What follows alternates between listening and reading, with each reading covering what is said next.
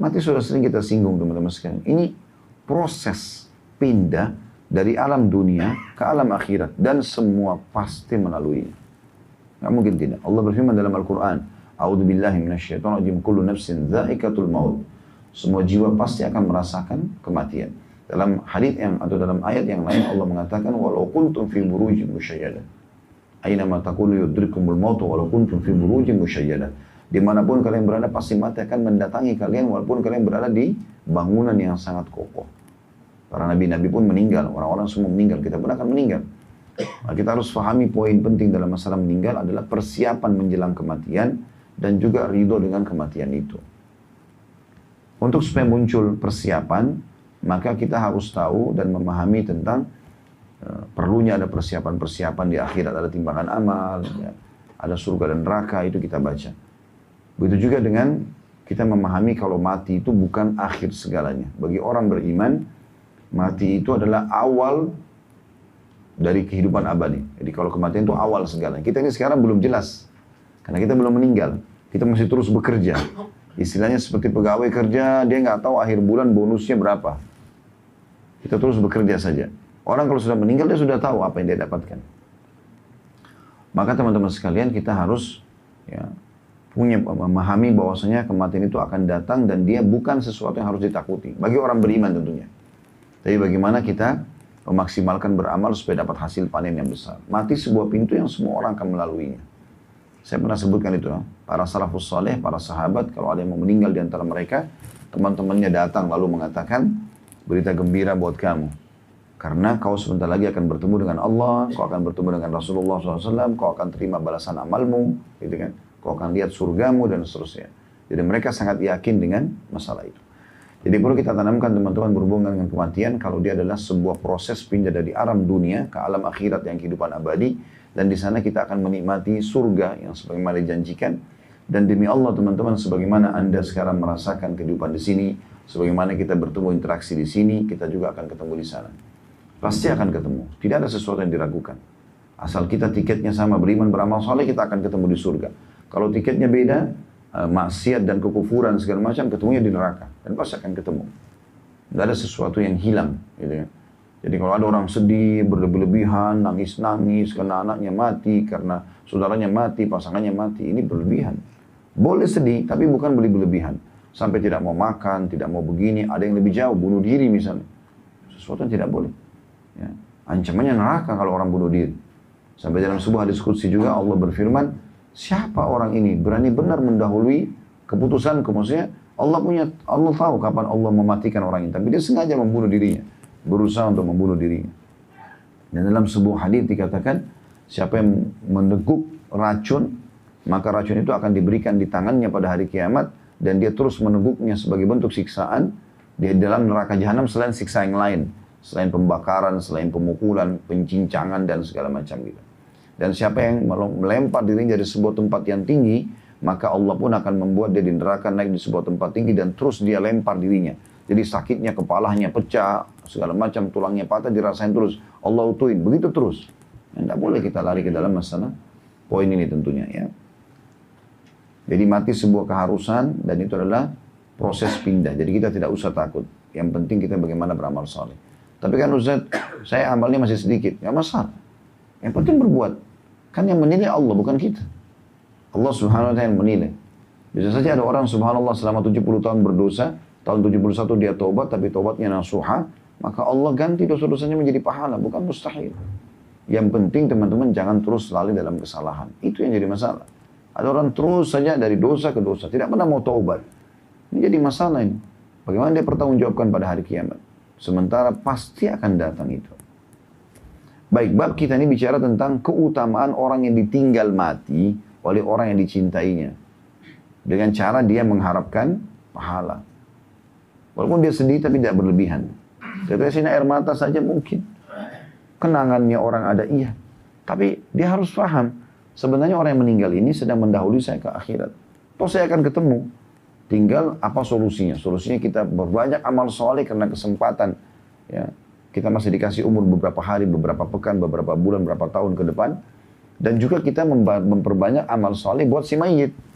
Itu bentuk cintanya. Jadi bukan berlarut dalam kesedihan, tidak ada manfaatnya.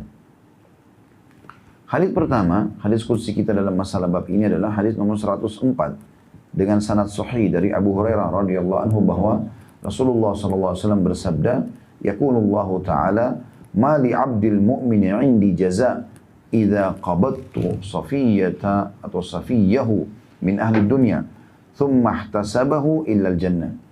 Allah yang Maha Tinggi telah berfirman, tidak ada balasan yang diterima hambaku yang beriman di sisiku apabila aku mewafatkan sahabat orang yang dicintainya dari penduduk dunia. Kemudian dia mengharapkan pahala kecuali balasan surga. Sebenarnya di sini terjemahan sahabatnya menurut saya Allah alam kurang tepat ya. Jadi makna bahasa Arabnya idza qabattu safiyahu min ahli dunya. Safiyahu ini lebih tepatnya orang-orang yang dicintainya. Jadi kalau di sini dibatasi misalnya terjemahnya apabila aku mewafatkan sahabat orang yang dicintainya. Jadi ini kalimat sahabatnya lebih baik dihapus. Lebih tepatnya adalah apabila aku mewafatkan orang yang dicintainya. Kalimat sahabatnya dihilangkan aja. Di terjemahan. Saya ulangi terjemahannya. Allah Ta'ala berfirman, tidak ada balasan yang diterima hambaku yang beriman di sisiku apabila aku mewafatkan orang yang dicintainya dari penduduk dunia. Kecuali, dan kemudian dia mengharapkan pahala dengan sabar, kecuali balasannya surga. Kecuali balasannya surga. Hadits ini memberikan pelajaran kepada kita bagaimana balasan yang pertama tentunya orang yang sabar dalam menghadapi setiap cobaan. Termasuk di sini dia bersabar dengan meninggalnya anaknya, meninggalnya suaminya, meninggalnya istrinya, meninggalnya orang tuanya. Dia sedih, tapi dia tidak boleh berlarut-larut dalam masalah itu. Tentu tadi motivasinya apa yang kita sebutkan dalam mukaddimah atau pembukaan tadi. Dia yakin dia juga akan mati dan dia akan pindah ke alam abadi, toh juga dia akan ketemu di sana. Tugas dia sekarang adalah memperbanyak amal soleh buat dirinya karena Allah masih kasih kesempatan umur. Sementara dia juga memperbanyak amal soleh buat orang yang meninggal tadi sebagai bentuk cintanya. Dengan sedekah, dengan memohon ampun, dengan haji dan umrah dan seterusnya. Kalau teman-teman masih Allah kasih umur, maka bersyukurlah kepada Allah. Pernah kita jelaskan riwayat itu ya. Ada 3 orang masuk Islam dari suku Udrah di zaman Nabi SAW. 3-tiganya mu'allaf nih. Lalu Nabi SAW tanya, siapa yang mau jamu ketiga mu'allaf ini? Talha bin Ubaidillah radhiyallahu anhu, salah satu dari 10 orang yang jamin masuk surga, sahabat yang mulia ini, mengatakan, saya Rasulullah, biar tinggal di rumah saya saja. Terus dia biayain lah. Kebetulan Talha memang orang kaya raya gitu, dan dia suka sekali sedekah. Termasuk sikapnya adalah radhiyallahu anhu, beliau suka sekali membebaskan sekitar 30-36 budak setiap harinya. Beli orang di pasar budak, bebasin untuk cari pahala gitu. Suka sekali sedekah. Yang jelas teman-teman sekalian, beberapa hari setelah masuk Islam ketiga orang ini, Nabi SAW bentuk satu pasukan, pergilah orang yang pertama dari 3 mu'allaf ini berjihad, mati syahid. Kemudian beberapa waktu setelah itu, Nabi bentuk lagi pasukan, orang yang kedua dari masuk Islam, pergi ikut berperang, mati syahid juga. Berjalan sekian waktu, subhanallah orang yang ketiga ini mati tapi di ranjangnya, bukan mati syahid. Jadi ada 3 orang mu'allaf ini, 2 mati syahid, 1 mati di ranjang. Lalu Talha bin Ubaidillah mimpi malam harinya. Allah perlihatkan Talha ketiganya masuk surga. Tapi yang paling tinggi derajatnya yang mati di ranjang. Bukan orang yang mati syahid. Yang mati di ranjang paling depan, istananya paling bagus. Datang orang yang kedua, yang mati terlambat tadi. Yang kedua, dan itu paling belakang orang yang mati pertama. Talha bingung pada saat itu. Dalam benak dia, orang yang mati duluan, mati syahid mungkin lebih besar pahalanya gitu kan. Atau paling tidak orang yang dua-dua mati syahid ini lebih tinggi daripada orang yang mati di atas ranjang. Maka dia datang kepada Nabi SAW menanyakan, ya Rasulullah begini. Kata Nabi SAW, kenapa kau heran hai Talha? Sesungguhnya tidak ada yang lebih baik bagi seorang muslim dibandingkan umur yang masih Allah kasih dan kesempatan beramal saleh. Ketahuilah dalam riwayat yang dikatakan jarak antara mereka seperti langit dan bumi. Maksudnya orang yang tidak mati syahid pun karena masih punya kesempatan sholat, puasa. Misal teman-teman punya istri, punya suami atau punya teman meninggal 1 bulan yang lalu. Kita masih dikasih umur sebulan. Kita meninggal sebulan setelahnya. 1 bulan ini mahal sekali nilainya. Karena kita isi dengan sholat, kita isi dengan zikir, kita isi dengan Quran. Itu tidak bisa dikejar oleh orang yang sudah meninggal. Maka jangan sia-siakan ini. Artinya kalau ada orang yang meninggal yang kita cintai, tugas kita adalah kitanya lebih termotivasi untuk beramal soleh kesempatan dan juga perbanyak amal buat dia. Maka ini yang jadi poin yang harus kita ambil dari hadis ini tentunya. Kemudian ini keutamaannya ya. Keutamaan yang lain adalah Allah SWT menjanjikan balasannya surga. Tentu balasan surga ya, seperti janji yang seperti dalam hadis ini itu tidak berdiri sendiri saja, kata sebagian ulama. Jadi di sini berlaku yang pertama bagi orang muslim.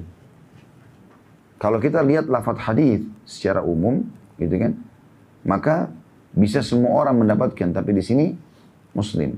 Kemudian yang kedua, yang mendapatkan ini juga adalah orang-orang yang memang tidak membatalkan keislamannya selama dia hidup. Gitu.